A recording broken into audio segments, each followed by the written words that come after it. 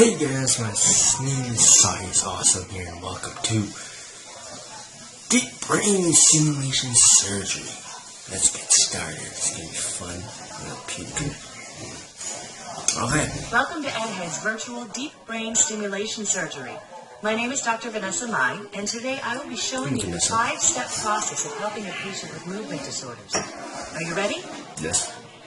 Our patient is a 59-year-old woman named Ellen, who is 5 feet 8 inches tall, weighs 120 pounds, and has suffered from Parkinson's disease for the last 20 years. Ellen is an attorney and cannot leave court to take pills every 2 hours, which is the only way to control the unwanted movements caused by the disease. Before recommending Ellen for surgery, her neurologist, Dr. Thompson, will need to get a clear idea of how the disease impacts Ellen. He has determined that prescription medication alone can no longer control her symptoms. Let's take a look at the severity of Ellen's tremors. Because Dr. Thompson can no longer control Ellen's movements with medication, he has recommended her for deep brain stimulation surgery. That's where we come in. You will be assisting me, as resident surgeon, to perform 3 of the 5 steps of this procedure. Dr. Thompson has already evaluated our patient, which is step 1. We'll handle step 2, putting in the fiducials. Step 3, performing the brain surgery. And step 4, putting in the batteries. Finally, the patient will return to the neurologist for step 5, activating and setting the system. To begin, fiducials, or screws, are put into the patient's skull to act as markers for the surgery. They need to go firmly into the skull since skin moves around. We can't base precise measurements off of something that moves. Fiducials are typically set several days before the surgery. 6 fiducials are needed for this procedure. 2 will go in the forehead, 2 above each ear, and 2 in the back of the head. Why are the fiducials placed where they are? Try again. Good job. First, we need to numb the areas with a local anesthesia so the patient won't feel this. Inject the 6 locations with the local. Boom. Boom. Boom. Boom. And boom. Pick up the scalpel and make a small incision where the fiducial will go.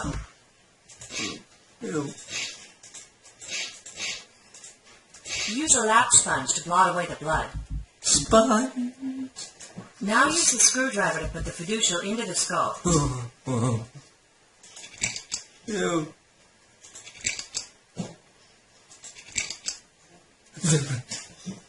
Oh, that's disgusting.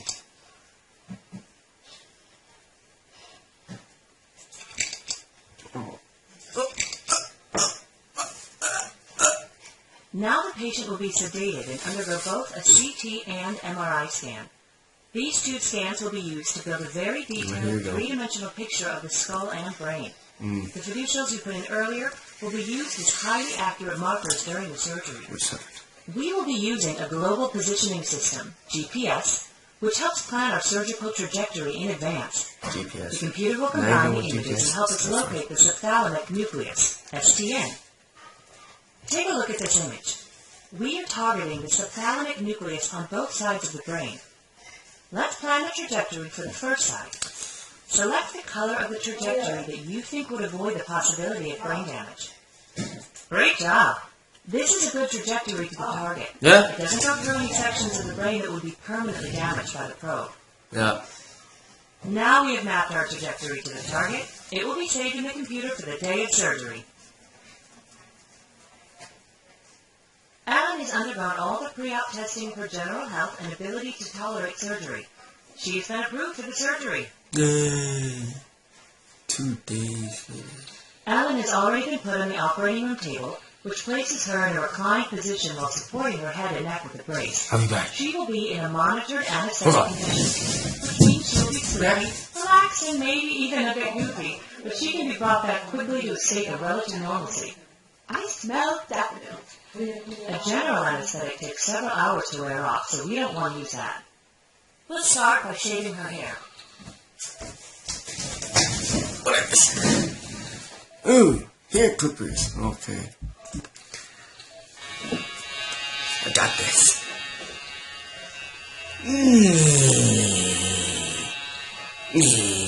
Okay.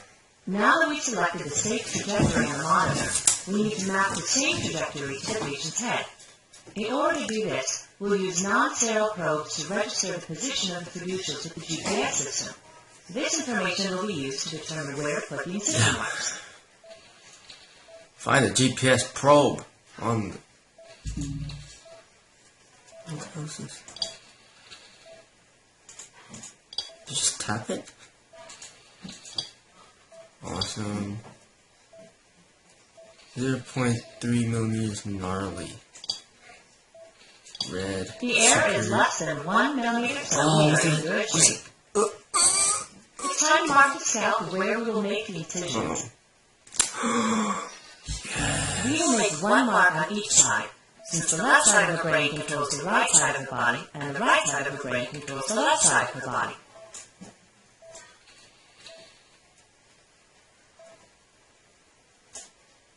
Beautiful. Another one.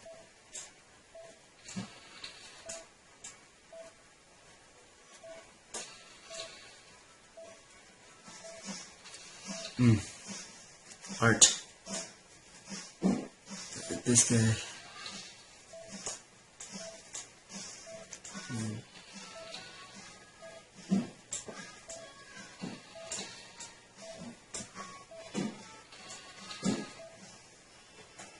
Bowl haircut. Boom. Beautiful. Now, let's continue. Great. Now we need to finish prepping. Great. The scalp has many sweat glands and grows a lot of bacteria, so scrubbing with betadine solution is important and has to be repeated several times. You do the first scrubbing with betadine. Make sure you get the whole scalp. You do the first scrubbing with betadine. Make sure you get the whole scalp. I'll repeat these steps 2 more times. That's right. We need to inject a local anesthetic to make sure that the patient stays in local anesthetic around the head. Remember, the incision is awake for parts of the surgery and sedated for other parts. Inject local anesthetic around the head and where the incision will be. Step. We will clean the scalp 2 more times using DuraPrep solution, making sure to scrub with the Fiducial. Oh. Now we begin to establish the sterile field. We both need to change our gloves and put on sterile surgical gloves. From this point forward, anything touching the scalp must be sterile. We need to put sterile towels around the scalp to further protect the patient from infection. I hold the towels in a Ioban, a betadine infused sticky plastic. Medic. Next, we'll put a layer of Ioban over the... Boom. Another large plastic grate is put over the scalp and shoulders. Okay. At this point, we do a final check of the identity of the patient, the procedure to be performed, and any information that needs to be transmitted to the team as a whole. Now we are ready to begin surgery. Surgery begins. Let's go. Take the scalpel and make an incision where we marked her. Oh no. Testing.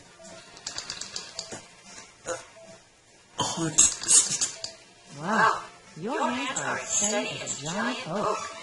Now use the bovie, a cauterizer. Bovie.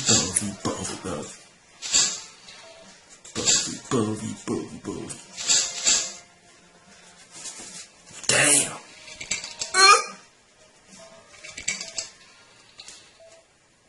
Take the drill and make 2 holes in the skull to expose the patient's brain. Oh no. I'll use saline to water. Ew. Awesome. Why do you think I use saline solution during drilling?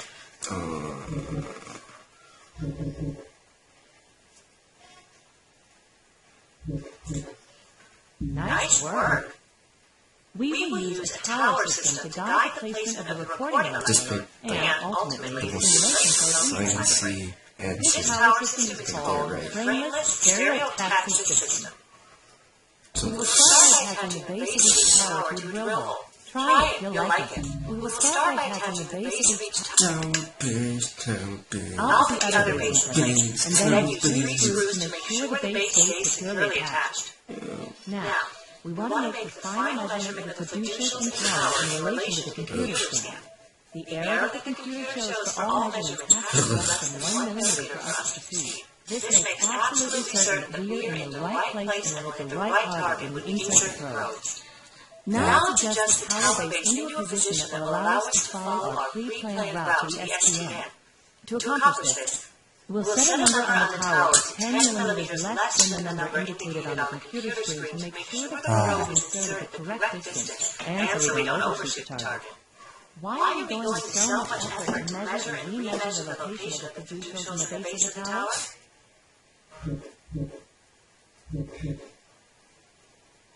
Awesome! Now we need to put the top of the tower on the base, which will... Tower. Okay. The target for stimulation is the left subthalamic nucleus, which is part of the basal ganglia. Stimulating this area will help control the tremors caused by the disease. Believe it or not, in addition to the GPS, we actually need sound to determine where the probe is in the brain. Hear the sound various parts of the brain make with electrical activity. That's the green part. Okay, let's.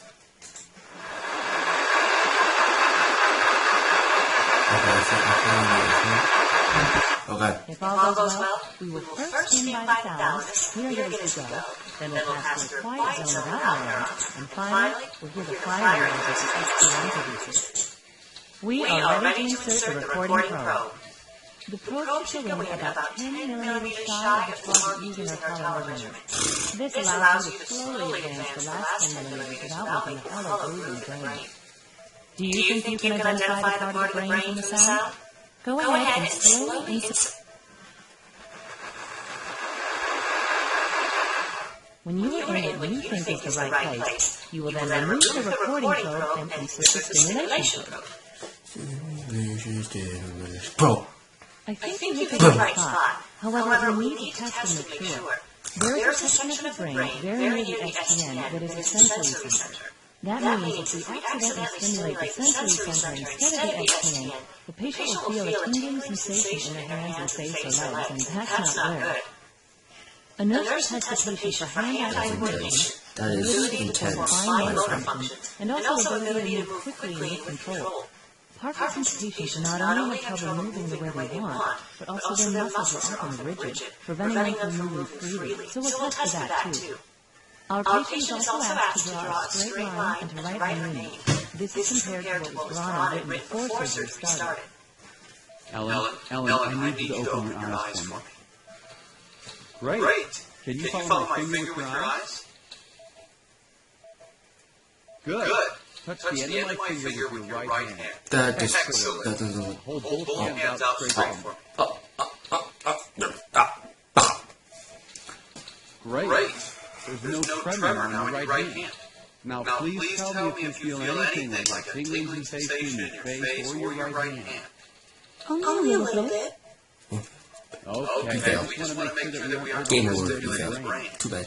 Now I would like you to touch the first finger and thumb of your right hand together as fast as you can.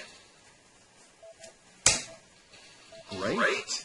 Now open and close your whole hand as fast as you can.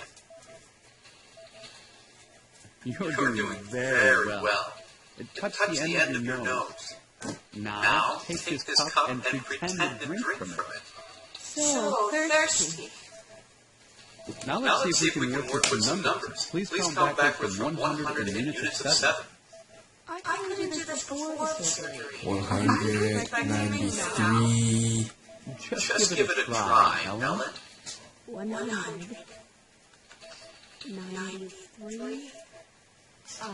86. 78. No, 79. Excellent. Tell me, do you just No. feel tingling in your face and hand? No, it's gone away now. Okay, one final test, Ellen. I'd like you to draw a straight line on the top half of this paper and write your signature in cursive on the bottom, just like you did before surgery.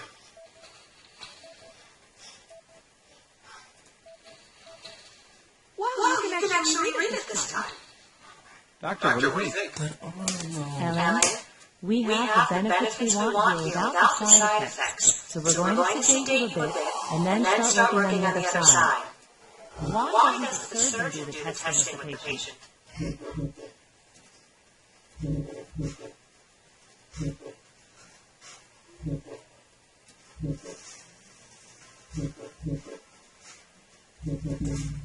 Good job. Yeah. You did really well with the placement of the probe. It sometimes takes several tries to get the placement that does the patient the maximum amount of good without causing side effects. I'm done here? Now that we finish preliminary testing with the left side of Alan's brain, we need to make absolutely certain that the probe doesn't move when we close her up. In order to do this, we will use this plastic piece called a Pac-Man to hold the probes in place. Put a Pac-Man piece in the drill hole on this side of the Instead of going waka waka waka. Grab the Pac-Man piece from me. Boop. Where'd that go? Oh. Now we'll repeat the steps we just completed for the right side of the brain, which controls the left side of the body. While you were watching the testing of the patient, I went ahead and measured the Fiducial and power base with the GPS, and I set the power for the correct measurement. I've also inserted and removed the probe. Alan, I need you to open your eyes for me again. Can you follow my finger with your eyes? Good. Touch the end of my finger with your left hand. Excellent. Hold both hands out straight for me. Great. There's no tremor now in your left hand. Now please tell me if you feel anything like a tingling sensation in your face or your left hand. Yes. Everywhere. Oh, yes. It tingles a lot in my hand and also in my mouth. Everywhere. Okay, we're going to wait a second to see if that goes away. Everywhere. While we're waiting, I would like you to touch the first finger and thumb of your left hand together as fast as you can. Yeah? Great. Now we'll close the whole hand as fast as you can. You're doing very well. Touch the end of your nose again. Now take this cup and pretend to drink from it. That tingling, it's not going away. It may be getting worse. Can you make it stop? Doctor, the patient report tingling is still strong. We'll need to move the probe slightly forward. It's very faint right now. Oh, just run away. Bad. Fantastic. We want to test again to see if the probe is working to stop your tremors.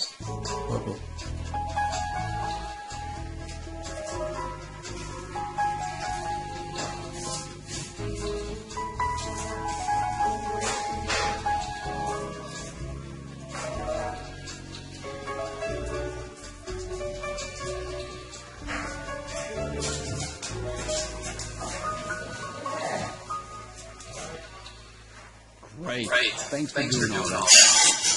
Tremors seem like they're gone. Does it seem that way to you? Let's see what the doctor says.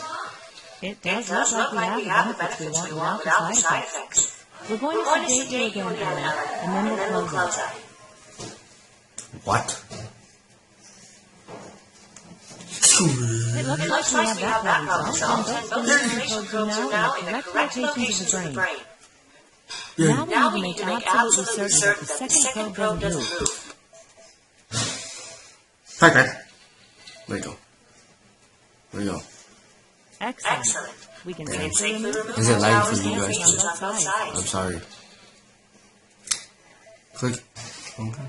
Unscrew. Unscrew. Unclick. Yep. Unclick. Unclick. We want to be even more certain that the probes do not move, so we will put an additional plastic dome piece on top of the Pac-Man to hold the probes in place. Finally, a connector is put in place for the next stage of the procedure. The connector on each side is put under the skin of the scalp where it will be retrieved and connected to the battery for the next part of the procedure. Now we can begin closing. Take your seat. There you go. CG. Yes. That's how you stitch someone up. And then it magically closes like a boss. Boom. And magic closing. In addition to closing the excision areas, we will need to remove the fiducials and put a suture in each of those areas. Oh. What is going on? Let me think. Oh.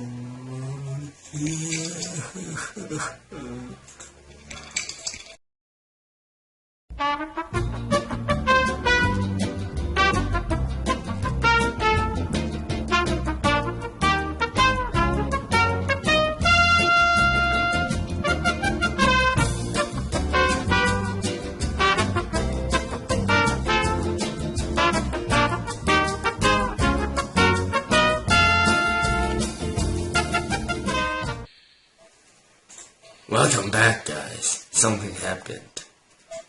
Yeah. We're in this. You just.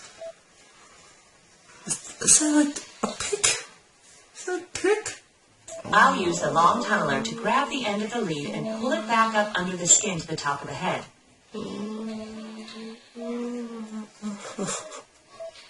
It just. You connect that end of the lead line to the probe connector, and I'll connect the other end to the battery. Good. Now, I'll do that again on the other side to connect the other lead. We are just about done here. I need to test the batteries to make sure they work before we close. Then, we just need to suture up the incisions on the head and chest. No. That one. This one. Stitch.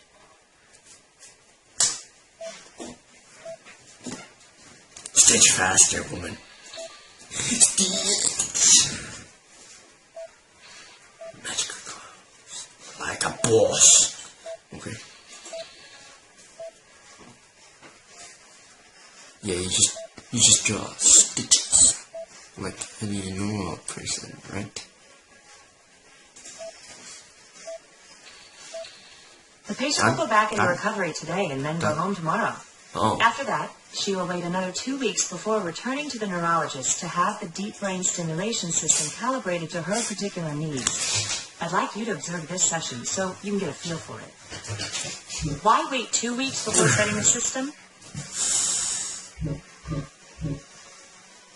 I haven't seen perfection like that since 1986. Ellen, we need to set the two stimulation probes in your brain to control your tremors. In order to do that, I'm going to set the stimulation at different levels, and I need you to tell me what you feel. We'll also do some handwriting tests and motion tests as we go. First of all, let's get a baseline measurement of your tremors with the system turned off. I'd like you to write your name with your right hand and with your left. Just 35. Great. Now I would like you to hold your hands out straight and let's take a look. Great.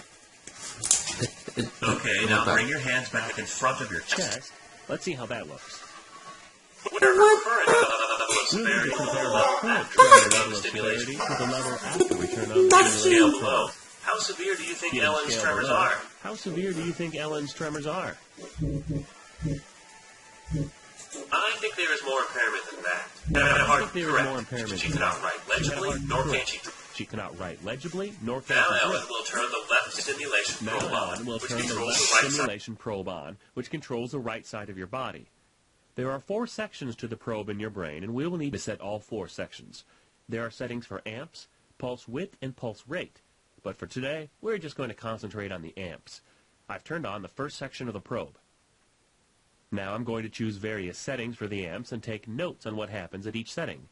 You tell me if you feel tingling or not.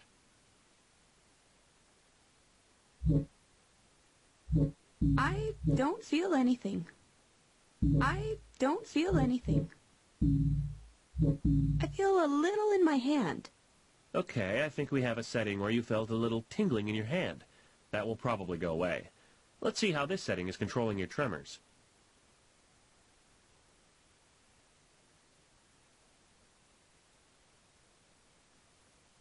All right, that's our first section of the probe. 3 more to go. I'll turn on the second section of the probe. The nurse practitioner is working to set the third and fourth sections of the probe. We have come up with the following readings. Second section, 3 volts. Third section, 3.2 volts. Fourth section, 3.4 volts. You're doing really well, Ellen. We are almost done with the left side. Let's do a handwriting sample and the movements again with all 4 sections of the probe on.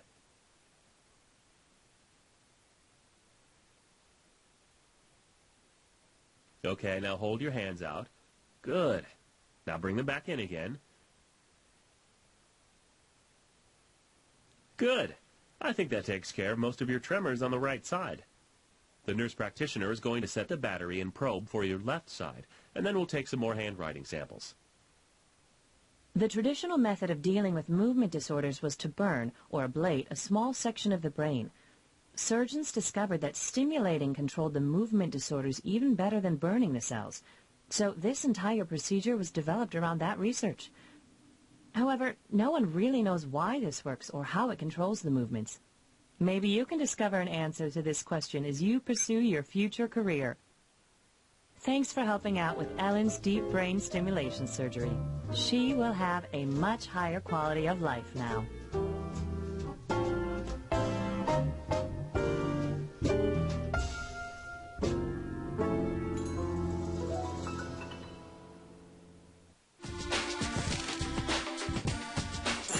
Was deep brain surgery. I hope you guys like it. I liked it.